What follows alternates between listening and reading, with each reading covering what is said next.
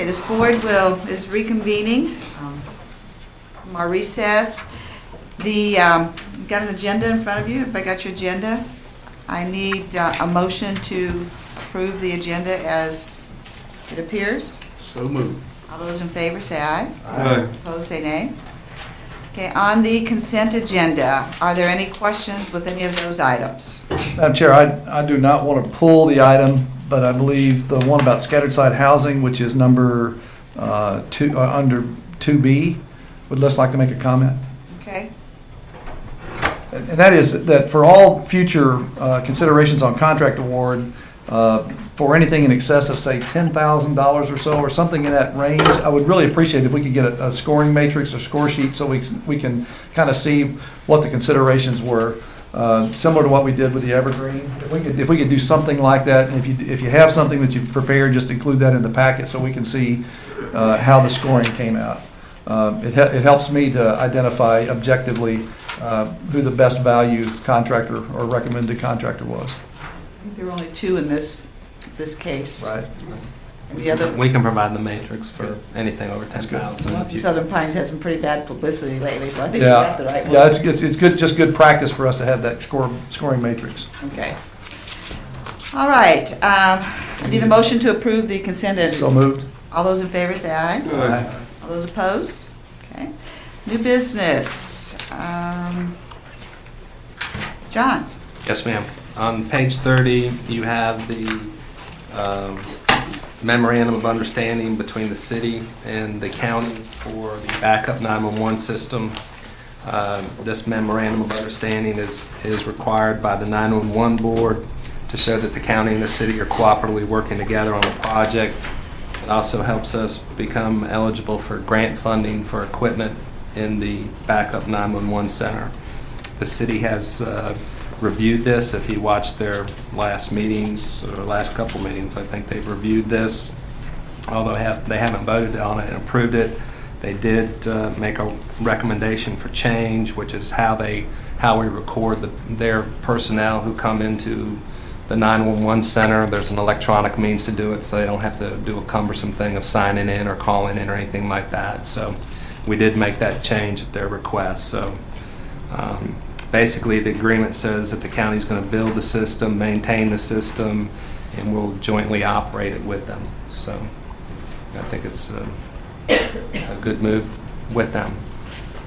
And you are requesting this board to approve that memorandum of agreement as Presented? Yes, ma'am. Madam Chair, I move that we approve as presented. motion has been made to approve the memorandum of agreement as presented. Is there any discussion? John, I have one question. Can you give me an example on page 33, under B2, where it says, provide a city employee or some other person designated by the Director of Communications or his alternate as an escort for any person accessing the backup PSAP who is not a city employee. Yeah, if the city had a contractor or somebody, who maybe worked for CenturyLink or somebody like that, we wanted to make sure that those people are escorted in and out. That the city folks will have a badge, they'll already be cleared for security, and that we'll be giving them cards. So anybody else, they just can't go in and out. Gotcha. They need to have an escort. Okay. I just need an example there because I couldn't picture it in my mind, if that makes sense. Okay, motion has been made. Any further discussion? All those in favor say aye. Aye. Opposed say nay. Passes unanimously.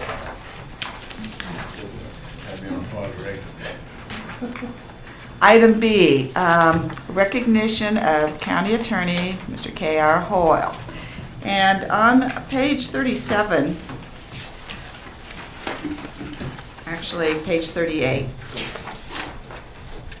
there is a resolution that I would like to read, and I'll need to have the board approve this resolution.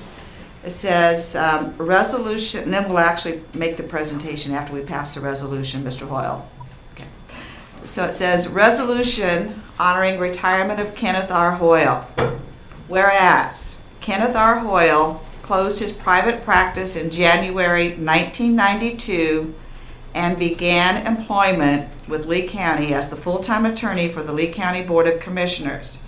And whereas Mr. Hoyle has served 50 years in the county, serving as the county's attorney for more than 5 decades and the town of Broadway's attorney for 28 years.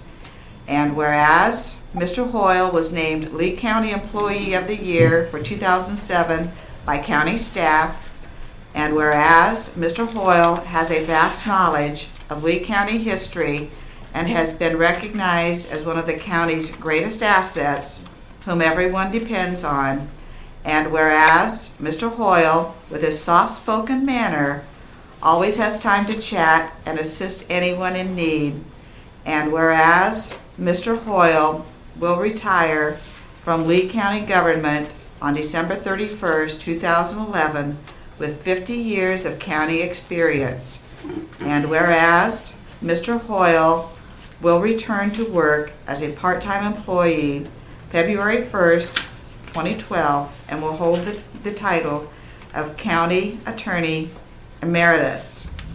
Now therefore, we, the Lee County Board of Commissioners, do hereby present this resolution to Mr. Hoyle and wish him a happy retirement and well wishes in his future endeavors. Adopted this 13th day of December 2011.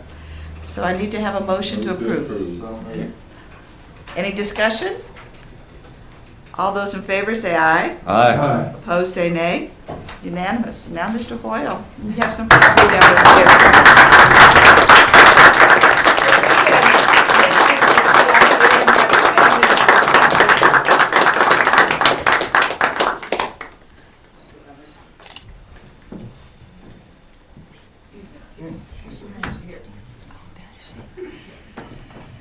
Bring your family members up here with you.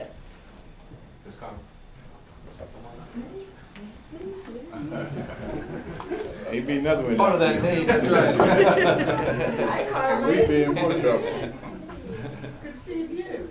So we. Yeah, bring them all up. Well, introduce us to everybody. We know Carmen. This is Hoyle. This is Kenneth Richard Hall III. Okay. All right. Are you gonna be an attorney also? He's certainly gonna be tall. Seth? Okay. Now, which one gets the awards at the Ag Center all the time? He got one, he got one. So they're spreading it around. They got one too. Awesome. Okay, and He's this in our play that's going on now. This is Hunter Hall. Hunter, okay? And then this is your, This is my son, Ken, and his wife, Sandra, and they're the parents of these fine young men. they are All like, right. you work at CCCC, right? do, Okay. Well, this is a nice copy of what we just, passed as a resolution. So, we're all gonna miss you, but we know you're coming back. And so, on behalf of Lee County and the Lee County Board of Commissioners, we would like to present you with this resolution, and we're going to miss you, and maybe if we just all kind of get up here by osmosis, we'll learn a little bit of what you've learned over the last 50 years. But any of the commissioners want to say something? You've been my rock for over 20 years, Mr. Hall. I have relied on your being here during the invocation. You really ought to be a minister, and you may be. You make us all feel so wonderful. But it goes without saying, February 1st is not that far away, but any day away from you is a day that we'll all treasure and miss. I tell you, it's, you're a rock and a real symbol for Lee County and Sandra. I think the resolution said it best. He's one of Lee County's greatest assets. And I've known him a long time, and I have a lot of respect for him. Anybody else? Gentleman and a scholar. Gentlemen? I've been knowing Mr. Hall ever since I could walk, and of course he wasn't much, he's not much over there. We've been good friends a long time. Madam Chair, I also want to say to you, I credited UNC for a lot of the goodness about you until I met your wife. Now I know why you're such a good man. She went to school there. Is that right? I didn't know that, but she did well with him, I can tell you. Did a wonderful job. I think we're going to try to take your picture that way. Yeah, can I have all of you to look over this one?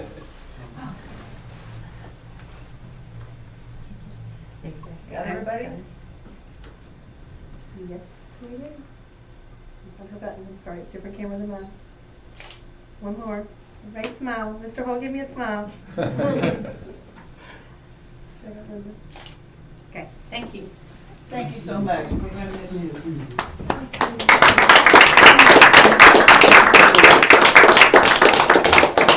Hopefully, have many happy years, enjoying things down in the next year.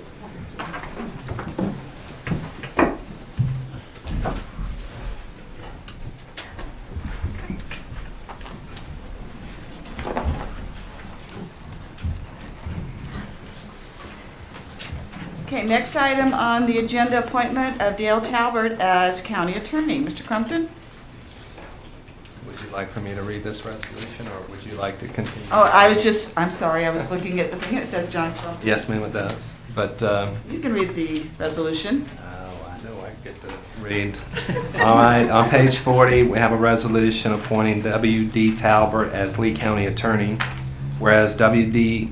Dale Talbert joined Lee County government on August 3rd, 2009 as Deputy County Attorney, and whereas Mr. Talbot has worked closely with County Attorney K.R. Hoyle since his employment and also with the Department of Social Services, particularly with the Child Support Unit, and whereas Mr. Hoyle retired from the position of County Attorney for Lee County on December 31st, 2011, and whereas the Board of Commissioners must act using the authority vested in it to appoint a county attorney to fill the vacancy created by Mr. Hoyle's retirement, and whereas Mr. Talbert has exercised leadership and management skills in his daily activities and has demonstrated that he has thorough knowledge of state and local government and the legal system, now therefore be it resolved by the Lee County Board of Commissioners of Lee County that W. Dale Talbert is hereby appointed to the position of County Attorney for Lee County during the pleasure of said board to serve as its legal advisory.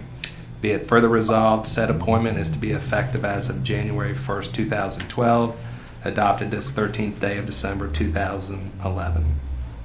I need a motion from, So moved. Chair, I motion that we approve the resolution to appoint W. Dale Talbot as Lee County Attorney effective January 1, 2012.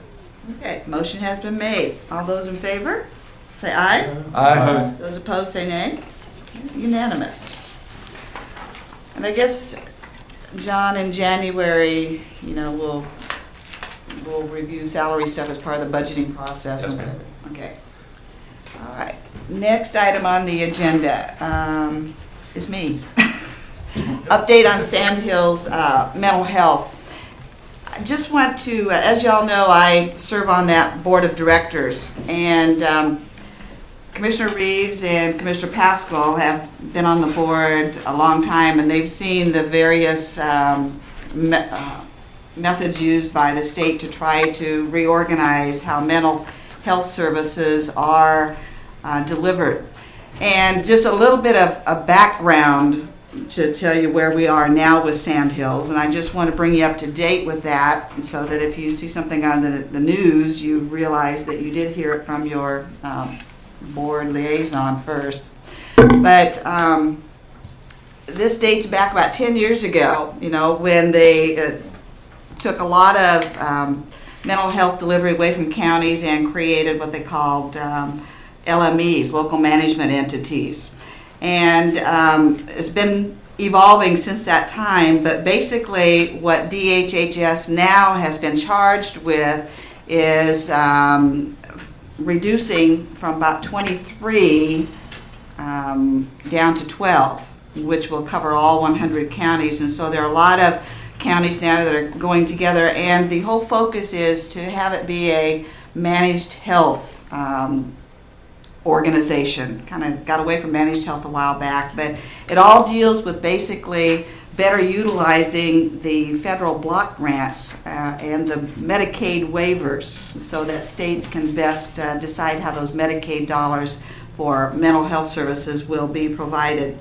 So when it's been a very rigorous process. A couple of years ago, the state set up Piedmont Behavioral Health as a managed or Medicaid waiver organization, and it turned out to be pretty good. So Sandhills did go through that application process and was approved. Now there's some large counties like Guilford and Wake that basically provided in-house services still for mental health, but they did not meet the requirements for the CABA, the Medicaid waiver organization. So they're in the process of looking with other LMEs to merge with. So since about last October, Guilford County has been in conversation with the Sandhills Mental Health Board of Directors. And there was a meeting last Thursday night. I did not attend, and I asked Victoria to send me an update, but I had to leave home before is probably sitting in my email when I get there. And I think it's probably going to go through, but just to let you know a couple of the issues that were important to Sandhills in all of this is that first one is the funding allocation. So Guilford will be required to, at the date of the merger, to fund, and the minimum amount that Sandhills has required in the past is like 8% of fund balance, and so that's being negotiated. Another one is membership on the board. Currently, by statute, LMEs are allowed to that have multiple counties are allowed to have 30 board members. Right now, Sandhills has 24, so Guilford will probably gain 6 seats on that board. And just so you know, Guilford County actually appropriates about $10.5 million each year for their mental health, and then almost all the mental health people are county employees, so it's a big transition. But in order, they have to divest themselves of all services. They have to manage services, and so just know that that's going on, and I will have more information. They're actually having a meeting tonight, and I will not get there in time. So at our first meeting in January, I have to follow up on your request, Commissioner Reeves. Victoria Pritt is going to have Daymark, and she's going to come present to us in one of our January meetings. I told her the purpose was just to advise our commissioners and our citizenry, how they operate, what services they provide, whatever. So, yeah, she will. And I told her I didn't see any need to allow for longer than 30 minutes. Do you think that I was accurate there? Do I need to go tell her more or less? Or No, you were very generous. Okay. And Well, I figured 30 minutes for their presentation, then questions. I figured there may be more questions than information. So. How many board members do we have on that board? One commissioner, and we have a vacancy. So if anybody knows anybody, we haven't had anybody apply for that, have we? So. Madam Chair, I got Yep.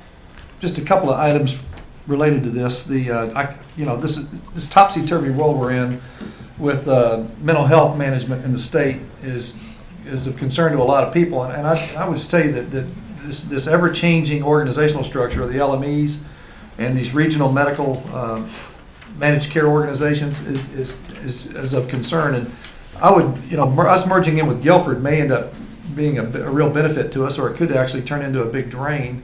There's 2 points. One, quality of service, and I don't know if we're getting any kind of measure of the quality of service that we're getting. I know access to certain services has diminished over the years with the privatization of a lot of this activity, and I'm concerned that we've got a lot of particularly people in the substance abuse arena that are not getting the services that are needed, and that we're seeing it harder and harder to get folks into programs. The second area of concern, and this was raised when the funding issue came up before, and that is how we fund the LMEs. And I would hope that someone's revisiting, either in the General Assembly or through the Division of Mental Health, how the funding apparatus is set up on this thing. Because a percentage of our fund balance is far from a good way to fund.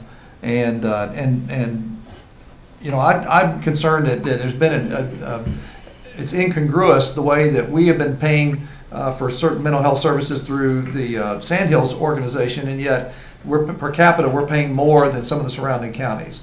And I just wanted to see it become more uniform in the way that the funding scheme is set up for this organization, so that we're paying what would in effect be what per our population we should be paying. Well, I know that it's more than just the dollar amount we contribute. It's also the in-kind. That's right, the building. And I know Yeah. that, because I got slammed, the very first meeting I went to when I was a board member there, I said, well, why is Lee County paying more per person? And it was the Harnett County people who said, because here the facilities that we do is in-kind. Now, I think we've asked for an analysis of all of the in-kind as well. Did we get that? Not ma'am. Okay. Well, I So would that is- just hope that we're looking at that real closely, because it just didn't seem equitable the way it was being broken down, and the way and I wasn't satisfied when I looked at the fact of what Harnett County was providing and the amount of money it was putting into the Sandhills, and then I looked at what we were providing, and with our in-kind services, it still seemed like we were paying more than the other counties per capita. So, You are in some cases. I think we are. We are. I know you are in some cases, but not necessarily in Harness case. The other thing you may want them to address when they come over is the impact on the local law enforcement and the emergency room. I understand that sometimes the emergency room is just overwhelmed, and some of these folks are walking out without the proper medication, and perhaps putting a lot of us in harm's way. Okay.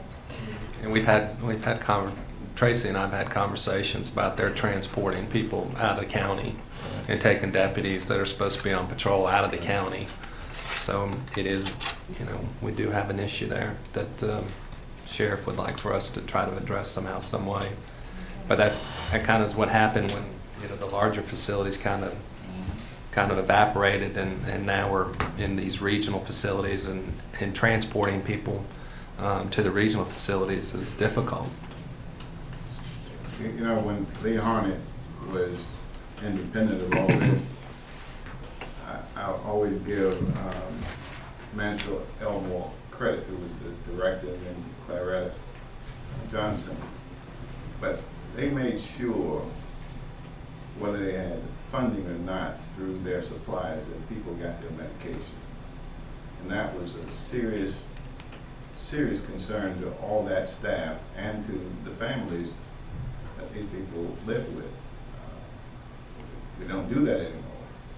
And so what we wind up having are a lot of people in need of serious attention and medication walking the streets of Sanford, notwithstanding the fact that they now bus them in or cart them in on cars and pay their tickets down here, and they get off and nowhere to go.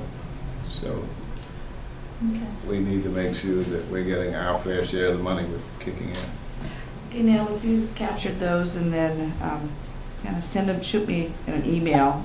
And if anybody has any other items that you want them to be prepared, if you'll send me an email. I will be checking my email from wherever I am. Yeah, the sheriff is supposed to maintain a list, because one of the concerns we have was the amount of downtime they have in transporting and handling some of their patients. So we may want to request and see if they've got any information.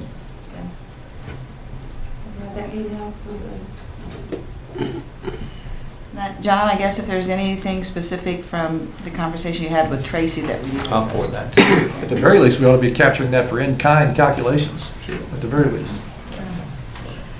Okay, so that was just an update. And so that map there, although it shows Guilford in there officially, it's not yet, but that actually came from the DHHS website. So DHHS is pretty confident, I think, that Guilford will be in with Sandhills, which will make us 9 counties. Interesting, Wake County does not have a place to go yet. Notice they were colored different from nobody. And they actually contacted Sandhills, but I don't think anything will come of that.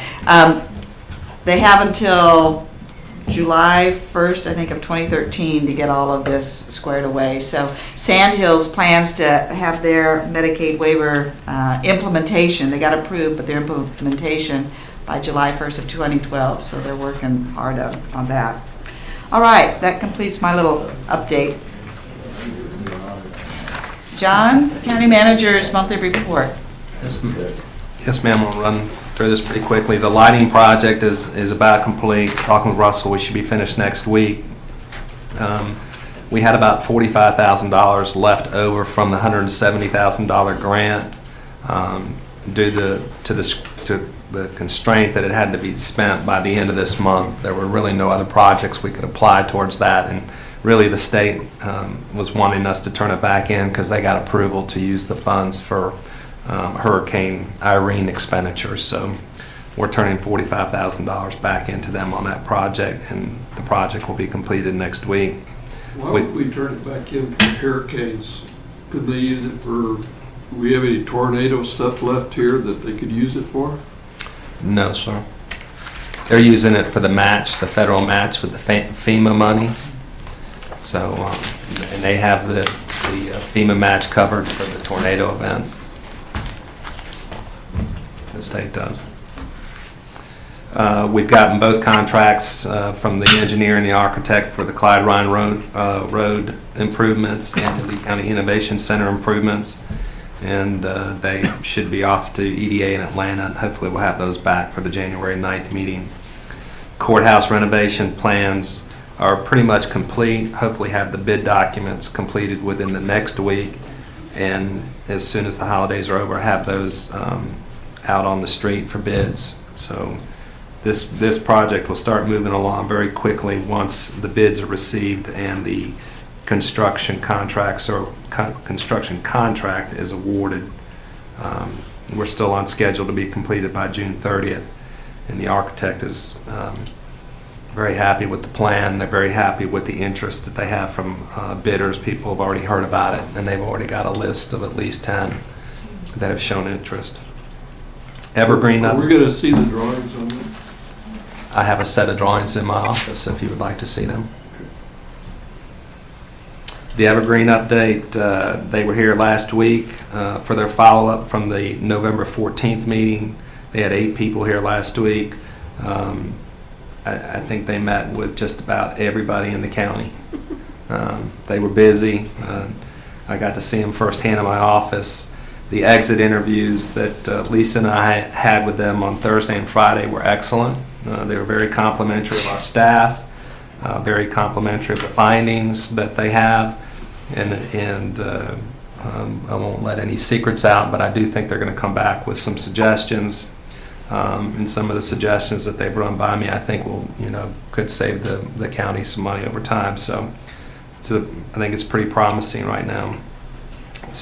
County Manager, on one point about the Evergreen audit, a lot of folks have had discussions about it, but one thing that I don't think we've probably emphasized enough is that anyone else from the county, any citizen, any staff member, and that would be from either the county government proper or from the public school system that has an interest in expressing concerns or issues or recommendations for financial savings to the county, is welcome to input into that process. That's every citizen of Lee County.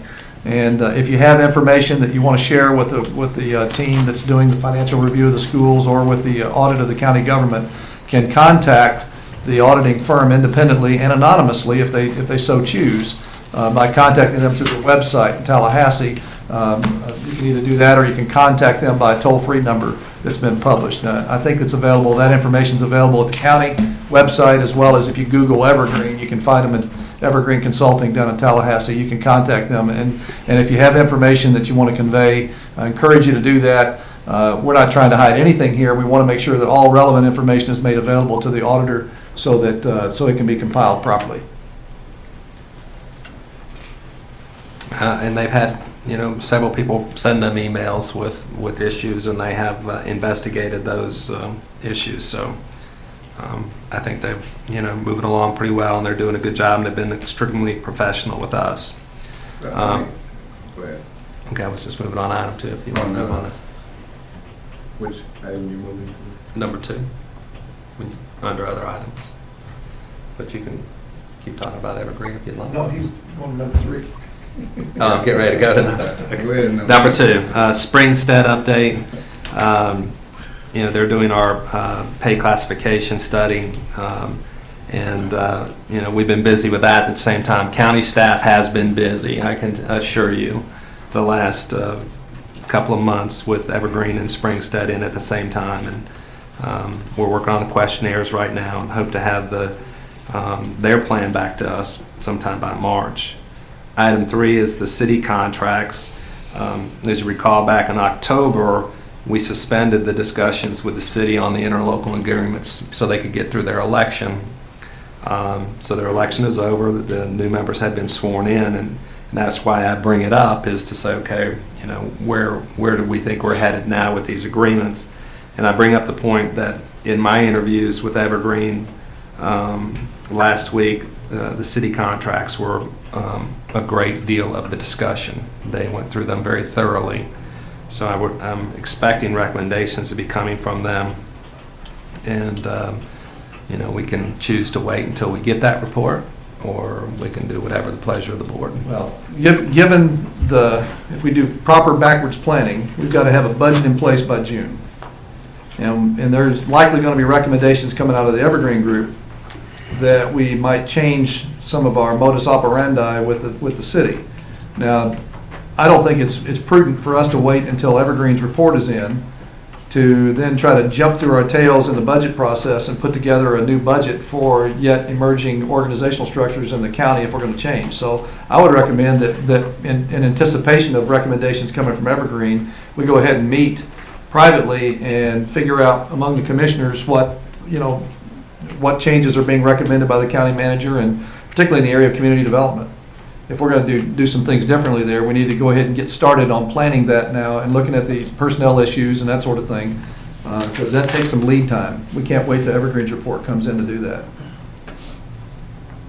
So when you say meet privately, I'm not sure what you. Well, no, I don't mean meet privately, not in open access. I mean independently of Evergreen or perhaps the city. Just figure out where as a county board of commissioners we want to head.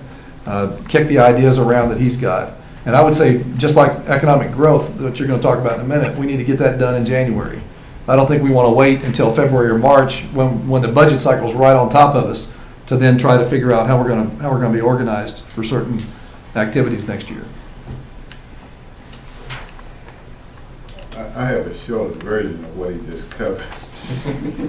I just want to know if we operate on that 6-month notification, that perhaps we need to put them on notice that we're awaiting some information to make our decision and make plans so that we don't run out another year. Yeah. So whoever's responsible for that should take steps right away. Put the city on notice.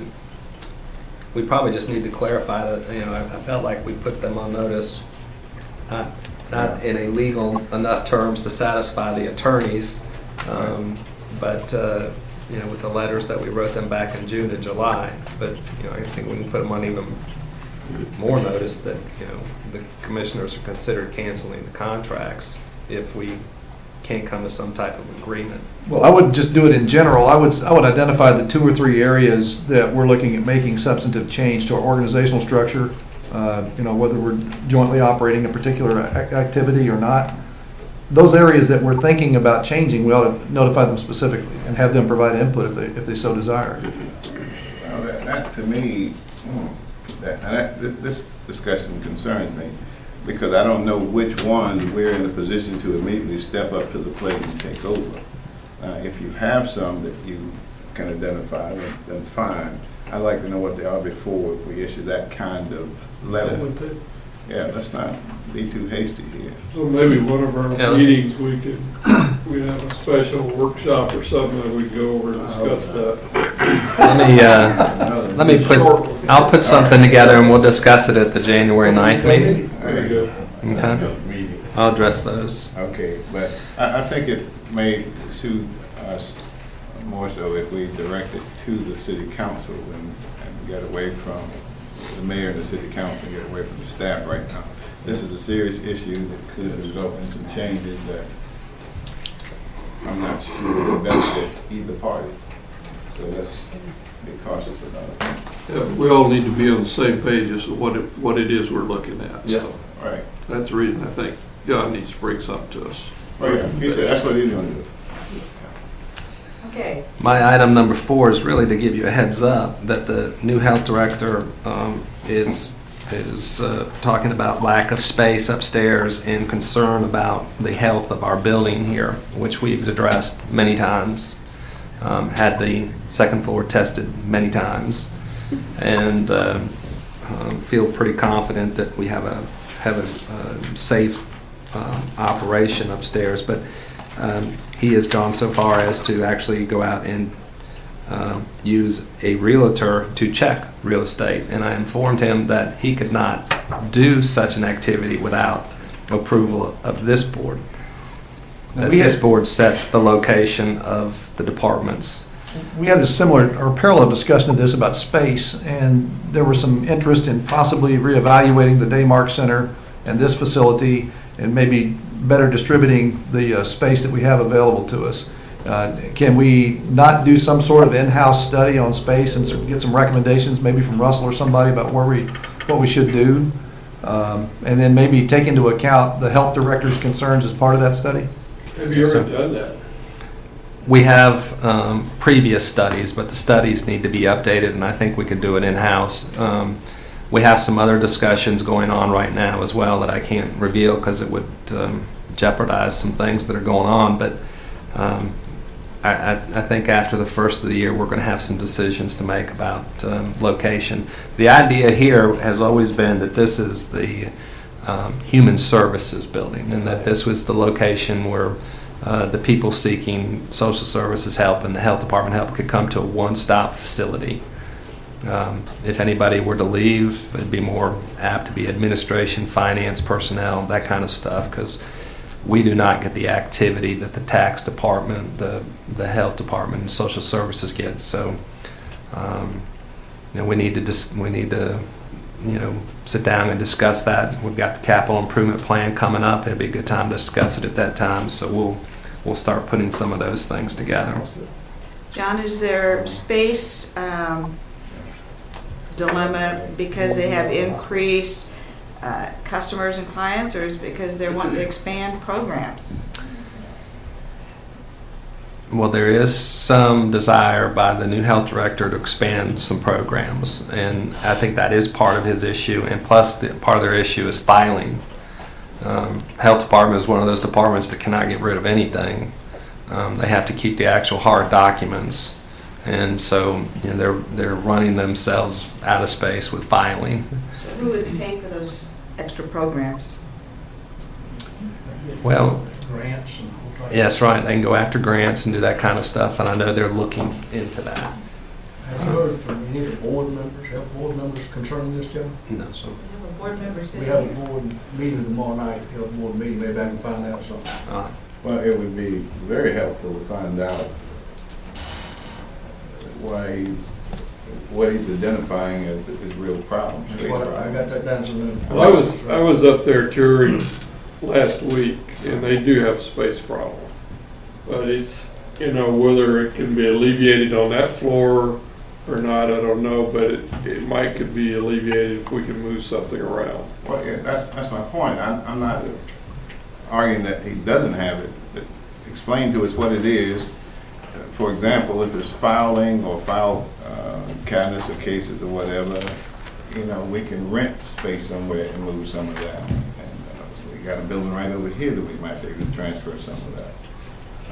I'm not clear on what it is, what the problem really is. I'll see if I can find that. All right, thank you. Moving on to the upcoming meetings and dates. For the Christmas holiday, the offices are closed on Monday the 26th and Monday the 27th. For New Year's Day, we're closed January 2nd. The next commissioners meeting is January 9th.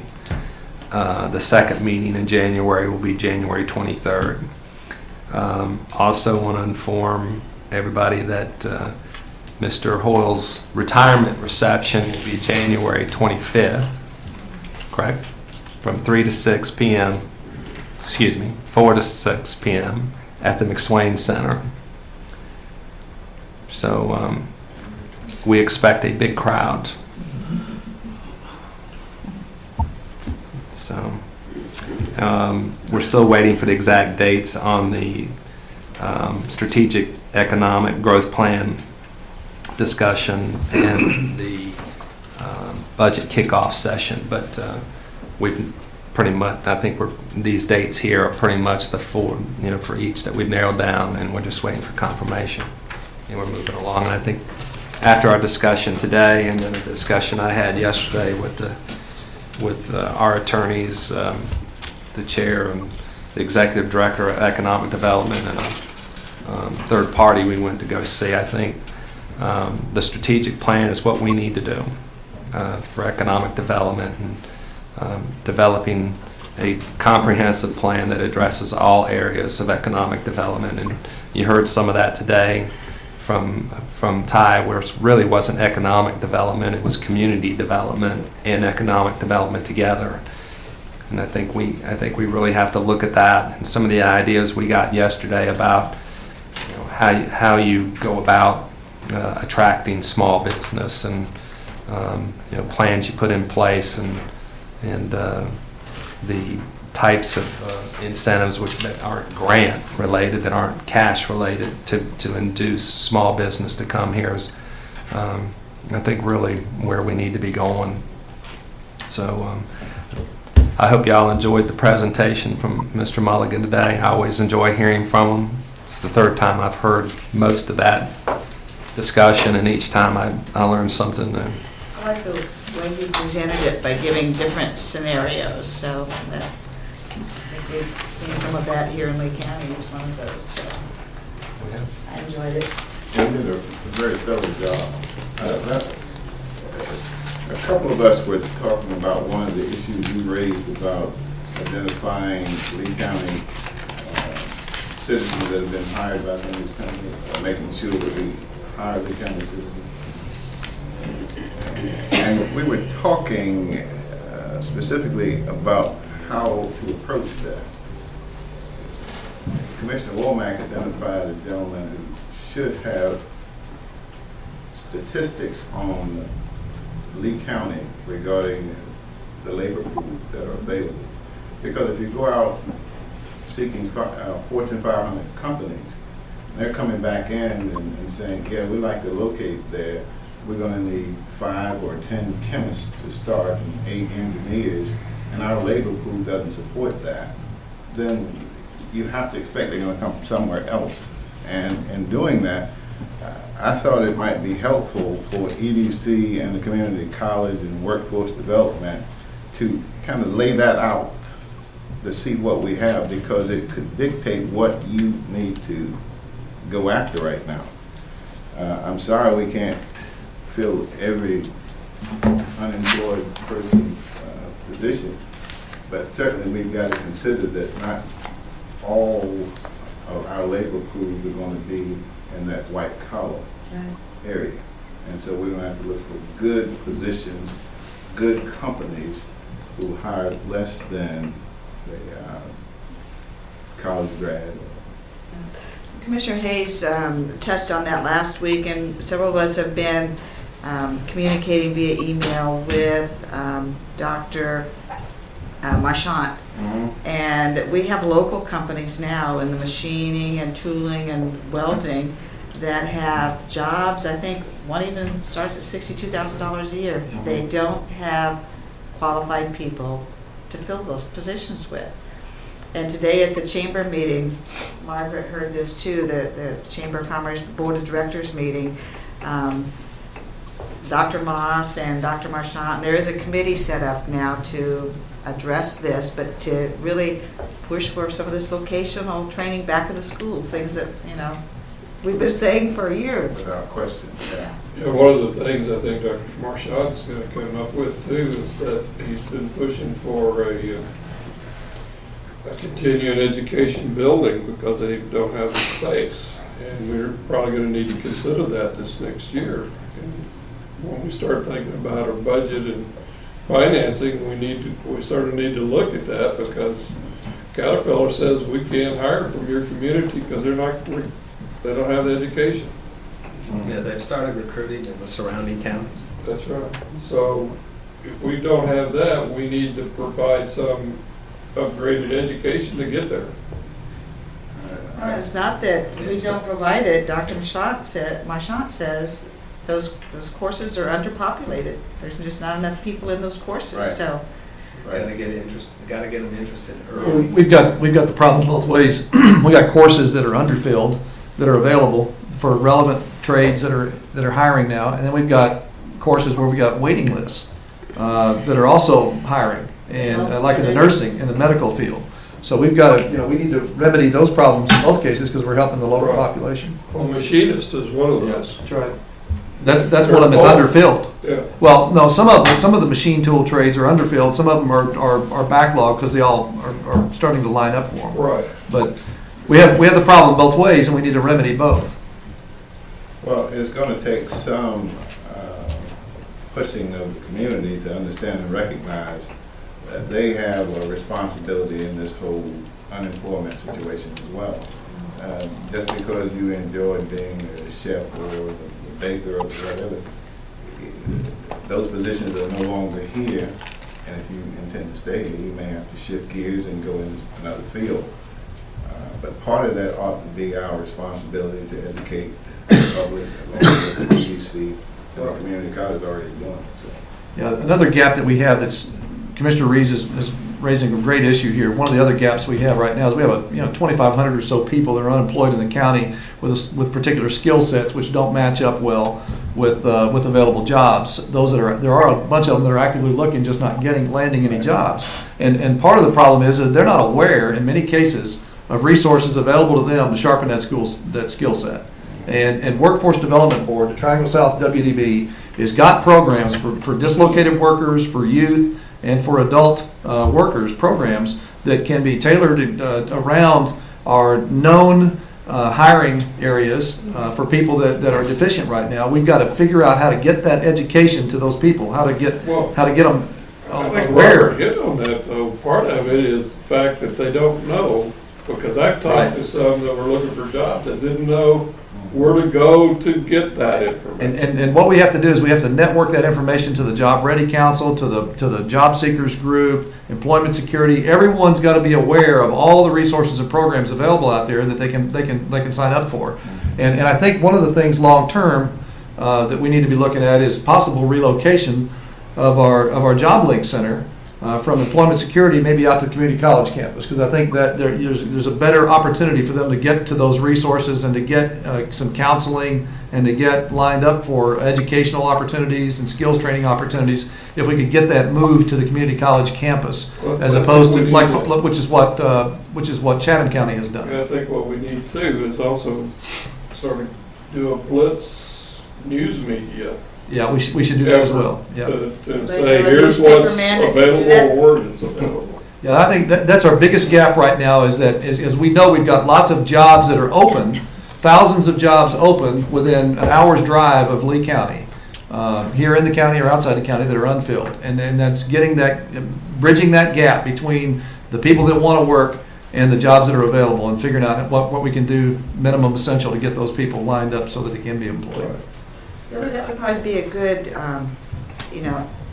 call Dr. Marchant and maybe you or one of the others who might do that and just interview him and start a whole series on that. That would probably be very, very beneficial. Well, you get them all.